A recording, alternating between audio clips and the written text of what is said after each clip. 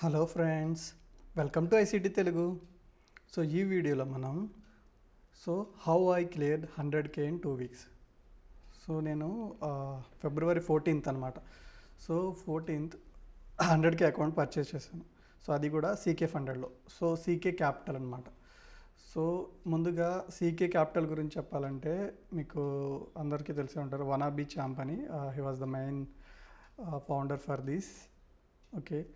So CK క్యాపిటల్లోనే ఎందుకు తీసుకున్నామంటే మనకి ఆ ఫిబ్రవరి 14th టైంలో మనకి ఎలా అంటే 70% ఆఫ్లో వచ్చిందనమాట అకౌంట్. నార్మల్గా ఒక 50K ఛాలెంజ్ మనకి ఫండింగ్ పిప్స్లో కానీ వేరే ప్లాట్ఫామ్స్తో మినిమం మనకి 45,000 నుంచి 50,000 వరకు ఉంటుంది కదా. సో అందులో 70% ఆఫ్ అంటే నేను తీసుకున్నది జస్ట్ 17,000కి. ఓకే. సో ఇది ఎందుకు చెప్తున్నా అంటే మీకు అర్థమవుతుంది ఏది right time to purchase the account అనేది. అందులోనూ వైసీకే క్యాపిటల్ అని అడిగితే, సో మీరు ఇక్కడ ఛాలెంజ్ చూసుకుంటే స్టాండర్డ్ ఫేజ్లో మనకి వీడు ఇచ్చేది ఎంత అనుకుంటున్నారు, $8,000. సో నా క్యాపిటల్ 10,000 కాదు, జస్ట్ $8,000. ఓకేనా. కాకపోతే నాకు ఇక్కడ ఫ్రీడమ్ ఏంటంటే, సో 1 డేలో కూడా నేను రియల్ చేసుకోవచ్చు. So no minimum trading days. Okay. High probability trade వస్తే మనము 1 డేలో కూడా మనం రియల్ చేసుకునే ఛాన్స్ ఉంది. కానీ మనం రికమెండ్ చేయము, నేను చూపిస్తాను ఎలా క్లియర్ చేశాను అనేది. ఓకే. సో ఫేజ్ 1లో ఏం చేయాలి, 10% తీయాలి. సో వాడు ఇచ్చేది ఎంత మనకి 8%. ఓకే.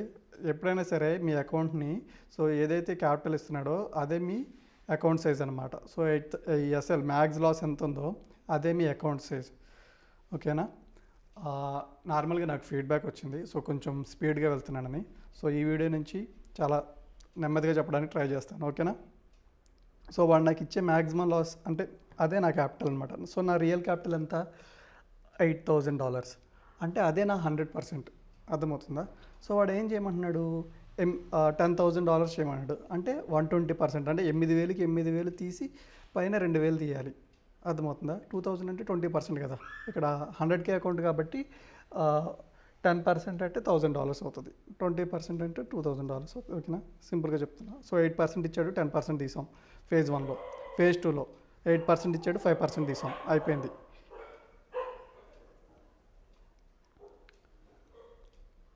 ఓకేనా. సో అలా ఉంటుంది అనమాట. 8% ఇస్తే 10% అండ్ దెన్ 5% ఫేజ్ 2లో. No consistency rules.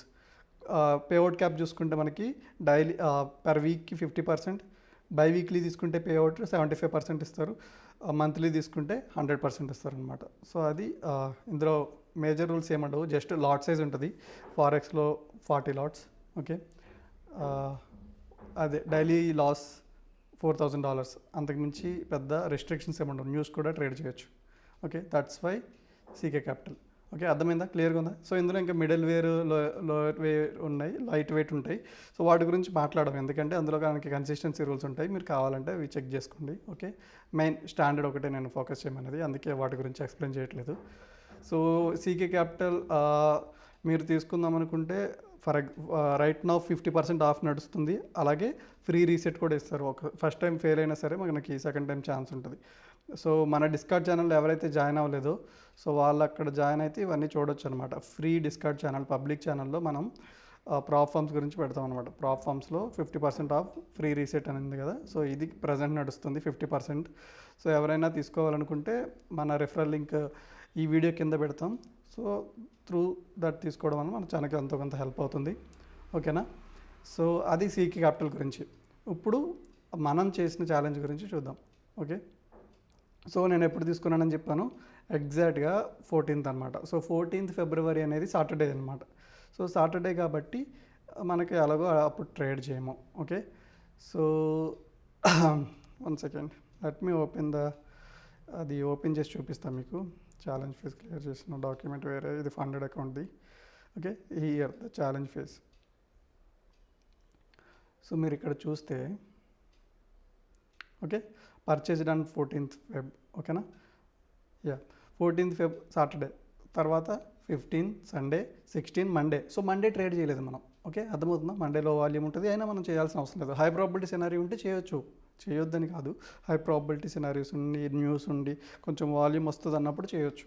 ఒకవేళ బ్యాంక్ హాలిడేస్ ఉన్నా, నో న్యూస్ మండే అయినా మనం ట్రేడ్ చేయం. మన డిస్కార్డ్ ఫాలో అయ్యే వాళ్ళకి తెలుసు, నో న్యూస్ అని మండే అని పెట్టేస్తాం, అప్పుడు చేయమని దాని మీనింగ్. ఓకే.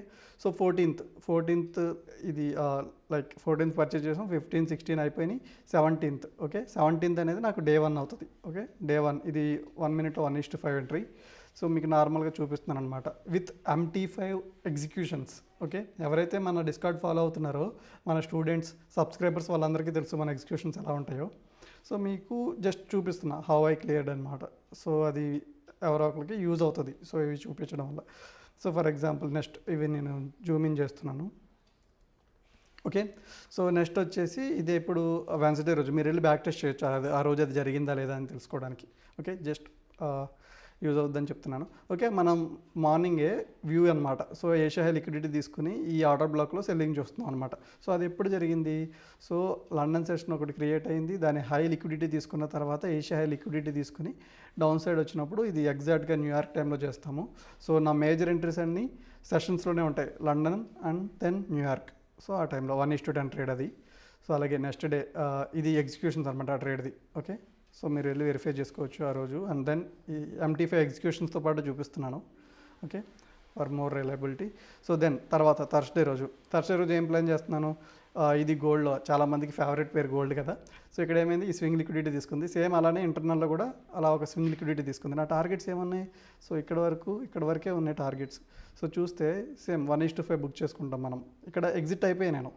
సో ఇది ఎందుకు చూపిస్తున్నానంటే ఇది చాలా ఇంపార్టెంట్ నేను ఇప్పుడు చూపించేది. సో ఇది before the trade, while the trade, after the trade.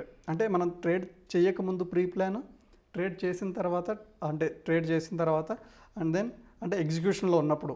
Okay, target exit అయిపోయిన తర్వాత కూడా మానిటర్ చేయండి ఏం జరుగుతుంది అనేది. అప్పుడు మీకు ఇంప్రూవ్మెంట్ వస్తుంది. సో ఎగ్జిట్ అనేది కరెక్టా కాదా. సో నేనేమి మీకు ఎక్కువ టైం చూడమని కాదు, జస్ట్ మీ అయిపోయిన తర్వాత ప్రైస్ యాక్షన్ ఏం జరుగుతుంది, మీ ఎంట్రీ ఎగ్జిట్. సో నేను ఎంట్రీ తీసుకున్నాను ఈ IFEGలో, ఎగ్జిట్ కూడా అయిపోయాను లిక్విడిటీ తర్వాత. సో కింద నాకు ఈక్వల్లోస్ ఉన్నాయి, అది నా టార్గెట్. సో ఈక్వల్లోస్ ఎందుకు బిల్డ్ చేస్తుంది మార్కెట్? ఈక్వల్లోస్ వస్తే అది మ్యాగ్నెట్ లాగా వర్క్ అవుతుంది, తీసుకుని ఆపోజిట్ సైడ్ మూవ్ అవుతుంది. అది నేను చాలాసార్లు చెప్పాను కదా, సేమ్ అదే జరిగింది ఇక్కడ. సో ఇది మన ఎగ్జిట్, తర్వాత మార్కెట్ ఎలా బిహేవ్ చేసింది, ఇది ఈక్వల్లోస్, లిక్విడిటీ తీసుకుందో అప్ సైడ్ మూవ్ అయింది. అర్థమవుతుందా? సో ఇది ఎందుకంటే దీనికోసం సపరేట్గా ఏ యూజ్ చేస్తారు అంటే మీరు ఎక్కువసేపు హోల్డ్ చేయాల్సిందా లేకపోతే రైట్ ఎగ్జిట్ అయ్యారా లేదా అని తెలుసుకోవడానికి. సో మీరు ఇలా మానిటర్ చేస్తే చాలు మీ ఎగ్జిట్ తర్వాత ఏం జరిగింది అనేది. ఓకేనా? సో డీవియేట్ అవుతున్నాం. సో ఈ వీడియోలో ఓన్లీ హౌ ఐ క్లియర్ గురించి చెప్తాను. సో 1:5 అయిపోయింది మన ట్రేడ్. నెక్స్ట్ ఫ్రైడే రోజు 20th Feb చూడవచ్చు, మీరు వెళ్ళి బ్యాక్ టెస్ట్ చేసి చూడవచ్చు ఆ టైంలో ఈ పేరులో ఇలా జరిగిందా లేదా అనేది. ఓకేనా?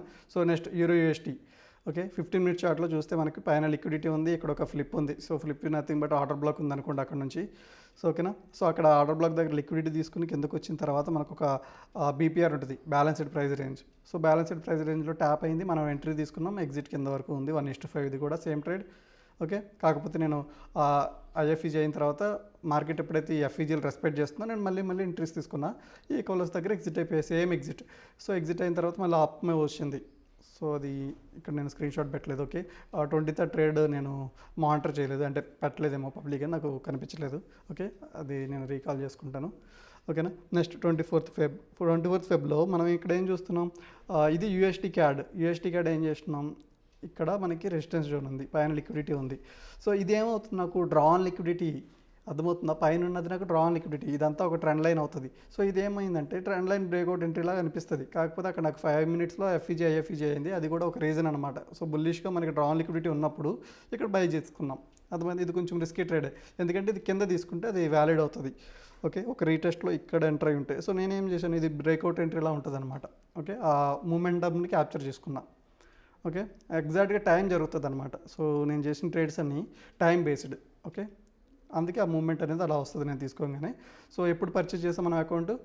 14th February. సో 2 weeksలో ఛాలెంజ్ క్లియర్ అనమాట, phase 1 అనేది. తర్వాత నెక్స్ట్ 2 daysలో phase 2 క్లియర్. అంటే రిస్క్ మేనేజ్మెంట్ కూడా ఉంటుంది, కొన్ని చిన్న లాసెస్ కూడా అవుతాయి. నాకున్న ప్రాబిలిటీ 60 to 70%. సో ఈ phase 1లో నాకు 60% వచ్చింది. సో phase 2లో 80% విన్ రేట్ వచ్చింది, ఎందుకంటే తక్కువ ట్రేడ్స్ పడ్డాయి, number of trades. Okay, so నేను ఇక్కడ ఓన్లీ కొన్ని లాసెస్ కొన్ని ఇక్కడ చూపించట్లేదు కదా, జరుగుతాయి. 60% అన్నప్పుడు 10 ట్రేడ్స్ చేస్తే 4 లాసెస్ అవుతాయి, కాకపోతే అదంతా చిన్న 1%. So I'm focusing about the system. So high probability setups చేస్తున్నానా లేదా, విన్స్ ఎలా జరుగుతున్నాయి, సో నేను more focusing on these things. So ఇప్పుడు మనం ఏంటంటే ఇక్కడ 2 థింగ్స్ చేయొచ్చు. సో లాసెస్ నుంచి నేర్చుకోవచ్చు, ప్రాఫిట్స్ నుంచి నేర్చుకోవచ్చు. నేనేం చేస్తున్నా, నా విన్నర్స్ నుంచి నేర్చుకుంటున్నా, సో వాటినే రిపీట్ చేస్తున్నా. అర్థమవుతుందా? కొంతమంది లాసెస్ ఫోకస్ చేసి నేర్చుకుంటారు, కొంతమంది నేను ఓన్లీ విన్స్ ఫోకస్ చేసి నేర్చుకుంటా. అర్థమవుతుందా? ఇది phase 1. Next phase 2 charts. So ఇది మీరు డిస్కార్డ్లో చూస్తే, డిస్కార్డ్లో కూడా అప్డేట్ చేసాం క్లియర్ అయిన తర్వాత. 1 సెకండ్. అచీవ్మెంట్స్. యప్. సో ఇందులో మీకు కన్సిస్టెన్సీ చూడండి. Day 1 no trades. So patience అనమాట, హై ప్రాబిలిటీ ట్రేడ్స్. మీరు చూస్తే 1 or 2 trades maximum, 2-3 trades, 3 trades కన్నా ఎక్కువ ట్రేడ్స్ పడలేదు. అర్థమవుతుందా? Per day. సో అలా రిస్క్ మేనేజ్మెంట్ ఎలా పెడుతున్నాం, జస్ట్ 500. ప్రాఫిట్లో ఉన్నప్పుడు నేను రిస్క్ ఎక్కువ చేస్తాను. మీరు ఇక్కడ చూస్తే అబ్జర్వ్ చేస్తే ఫస్ట్ బఫర్ క్లియర్ చేసుకుంటాను నేను. ఓకే, అది ఒక ప్లాన్ అనమాట. సో అవన్నీ నేను ఇప్పుడు చెప్పలేను, సో మన కమ్యూనిటీలో ఉంటాయి వాటి గురించి. ఓకే, సో అలా ఇదంతా డైలీ రిజల్ట్ అనమాట. అయిపోయిన తర్వాత ఆ డే చేసిన మొత్తం ప్రాఫిట్ కాదు. సో ఈ 700 చేశాను నేను డే 3. అర్థమవుతుందా? డే 4 400 చేశాను. డే 5 జస్ట్ ఎంత 1200 చేశాను. అర్థమైందా? Day 6 Monday no trades. Okay, అర్థమవుతుందా? డే 7 చేసాం. ఎంత చేసినాం? 400 + 100, 500 చేసినాం. అర్థమవుతుందా? 500 ఓకే 1500 చేసినాం, 500 కాదు. ఓకే, 36 నుంచి ఇక్కడికి. అర్థమవుతుందా? అలా. సో తర్వాత ఏమైంది, యా, ఎప్పుడైతే మనకి 5000 అయిందో, 5000 అయినప్పుడు నా రిస్క్ ఎంత అనుకుంటున్నారు ఆ రోజు? నేను 5000 బఫర్ చేసుకున్నా. ఆ రోజు నా రిస్క్ 3000. ఇది నాకు వర్క్ అవుతుంది, అందరికీ వర్క్ అవుతుంది. నాకు విన్ రేట్ ఉంది 60%, నాకు ప్రాబిలిటీ నేనేం చేస్తున్నానో నాకు తెలుసు కాబట్టి అది వర్క్ అయ్యింది. అది అందరికీ వర్క్ అవ్వాలని లేదు. నేను లాస్ట్ డే ఒక్క ట్రేడ్ తీసుకున్నాను. మీరు వెళ్ళి చెక్ చేస్తే 24th ఒక ట్రేడ్లో అకౌంట్ అయిపోయింది. 24th ఏ ట్రేడ్ చేసామంటే మనం సెల్లింగ్ చేశాను, అది కూడా ఏషియాలో. 25th, నాట్ 24, 25th కదా క్లియర్ అయింది. సో 25th చూస్తే చూడండి, ఇది ఏషియాలో USD JPY. సో ఎర్లీ మార్నింగ్ 6:30కి మానిటర్ చేశాను, అది సమ్ టైంలో. సో మనకు ఒక 4 hours రెసిస్టెన్స్ దగ్గర ఉంది. POI ట్యాప్ అయ్యి మనకి FVG ఉంది కదా, FVGలో ఎంట్రీ తీసుకున్నా. 1:5 1000 రిస్క్ పెట్టాను కాబట్టి 5000 అయిపోయింది క్లియర్. ఇది ఎందుకు చెప్తున్నానంటే ఇది రియాలిటీ. అందరూ చెప్పకపోవచ్చు, నేను చెప్తున్నాను. నేను అగ్రెసివ్గానే చేశాను. 1:5 ఒక లాస్ అయ్యి ఉంటే 1000 లాస్ అయ్యేది, ఇంకా నాకు 2000 ఉంటుంది ఆ డేకి. 3000 నా SL అనమాట ఆ రోజు. ఫస్ట్ ట్రేడే 1:5 అయిపోయింది కాబట్టి క్లియర్ అయింది. అర్థమవుతుందా? సో విన్ రేట్ ఉంది, హై ప్రాబిలిటీ ట్రేడ్స్ తెలుసు కాబట్టి మనకి రిజల్ట్ వస్తుంది. అర్థమవుతుందా? ఇదేమీ లక్ బేస్డ్ కాదు. అర్థమవుతుందా? రిస్క్ మేనేజ్మెంట్, డిసిప్లిన్, ఒక ప్లాన్ ఉండాలి క్లియర్ చేయడానికి. సో ఇది ఎందుకు చెప్తున్నా అంటే చాలా ఇంపార్టెంట్. ట్రేడింగ్ స్పేస్లో చాలా జరుగుతూ ఉన్నాయి కదా, సో అట్లా. సో ఓకేనా? సో నేను నెక్స్ట్ ఫండెడ్ అకౌంట్స్ కూడా ఎలా చేస్తున్నాను, ఎలా జరిగింది అనేది మీకు చెప్తాను. ఇది ఫండెడ్ అకౌంట్స్లో జరిగేది. సో నేను అన్ని జర్నల్ చేస్తున్నాను. ఓకేనా? సో ఈ PDF అనేది నా స్టూడెంట్స్కి మాత్రమే నేను ప్రొవైడ్ చేస్తాను. ఓకే, ప్రైవేట్లో ఉంటుంది. సో ఇది మన విన్ రేట్, ఇది డేట్స్, ఎప్పుడు తీసుకున్నాం, ఎప్పుడు క్లియర్ చేస్తాం అనేది. ఓకేనా? సో CK క్యాపిటల్ గురించి చెప్తే, yup, I believe in this wanna be champ, this guy. So that's why I took this challenge. So middle light వాటి మీద ఫోకస్ చేయదు. ఇదే బెస్ట్ అకౌంట్ అనమాట. ఇందులో స్టాండర్డ్ అకౌంట్స్, ఇంకా వాటి డీటెయిల్స్ గురించి తెలుసుకుని కూడా మనకి టైం వేస్ట్ కదా. ఓకే, అందులో ఏంటంటే 50% కన్సిస్టెన్సీ, 30% కన్సిస్టెన్సీ రూల్స్ ఉంటాయి. So that's why I'm not focusing. So only standard accounts, no consistency rules. So మీరు ఇప్పుడు అకౌంట్ తీసుకుని 10% చేస్తే ఇప్పుడే మనకి సెకండ్ ఫేజ్ వచ్చేస్తుంది. అర్థమవుతుందా? సో రైట్ అవే వెంటనే వస్తుంది అనమాట. That is the best thing with CK capital. And also rules, you can trade news also. There is no like minimum days, minimum profitable days, consistency, no rules on standard accounts. Standard is the best one. Okay, so ఇది video guys. ఏమైనా doubts ఉంటే కింద comment చేయండి. మన channel ఎవరైతే ఇప్పుడు కొత్తగా చూస్తున్నారో ఖచ్చితంగా ఛానల్ అయితే సబ్స్క్రైబ్ చేసుకోండి. సో అలాగే లైక్ చేయండి. Thank you for watching. Okay, so ఎవరైతే నేర్చుకోవాలన్నారో ఖచ్చితంగా మన డిస్కార్డ్ ఛానల్ జాయిన్ అవ్వండి. సో ఇంకా మెంటర్షిప్ డీటెయిల్స్ కోసం you can ping me on WhatsApp to my WhatsApp number. Yep, thank you, thanks for watching.